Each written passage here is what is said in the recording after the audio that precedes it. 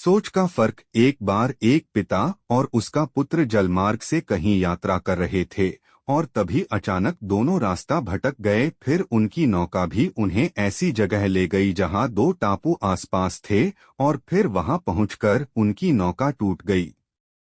पिता ने पुत्र से कहा, अब लगता है हम दोनों का अंतिम समय आ गया है। दूर दूर तक कोई सहारा नहीं दिख रहा है। अचानक पिता को एक उपाय सूझा। अपने पुत्र से कहा कि वैसे भी हमारा अंतिम समय नजदीक है, तो क्यों न हम ईश्वर की प्रार्थना करें।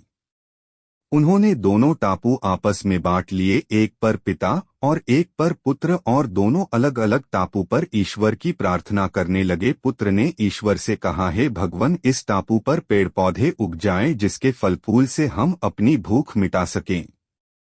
ईश्वर द्वारा प्रार्थना सुनी गई। तत्काल पेड़ पौधे उग गए और उसमें फल फूल भी आ गए। उसने कहा, ये तो चमत्कार हो गया। फिर उसने प्रार्थना की, एक सुंदर स्त्री आ जाए जिससे हम यहाँ उसके साथ रहकर अपना परिवार बसाएं।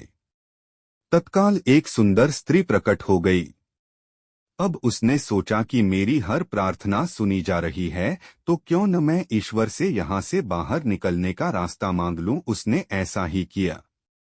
उसने प्रार्थना की, एक नई नाव आ जाए जिसमें सवार होकर मैं यहाँ से बाहर निकल सकूं। तत्काल नाव प्रकट हुई और पुत्र उसमें सवार होकर बाहर निकलने लगा।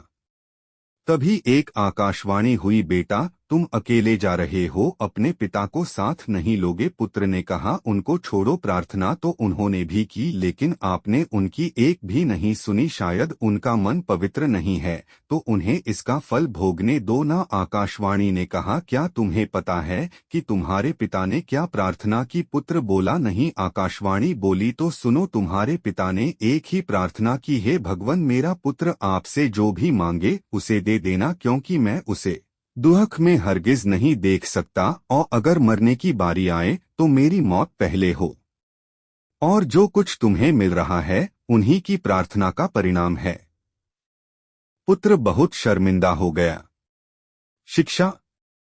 सज्जनों, हमें जो भी सुख, प्रसिद्धि, मान, यश, धन, संपत्ति और सुविधाएं मिल रही है, उसके पीछे किसी अपने की प्रार्थना और शक्ति जरूर होती है। लेकिन हम नादान रहकर अपने अभिमान वश इस सब को अपनी उपलब्धि मानने की भूल करते रहते हैं, और जब ज्ञान होता है तो असलियत का पता लगने पर सिर्फ पछताना पड़ता है। हम चाहकर भी अपने माता पिता का ऋण नहीं चुका सकते हैं। एक पिता ही ऐसा होता है जो अपने पुत्र को ऊंचाइयों पर पहुंचाना चाहता है, पर पुत्र माँ बाप को बोझ समझते हैं। इसलिए आप हमेशा जरूरतमंदों की सहायता करते रहिए।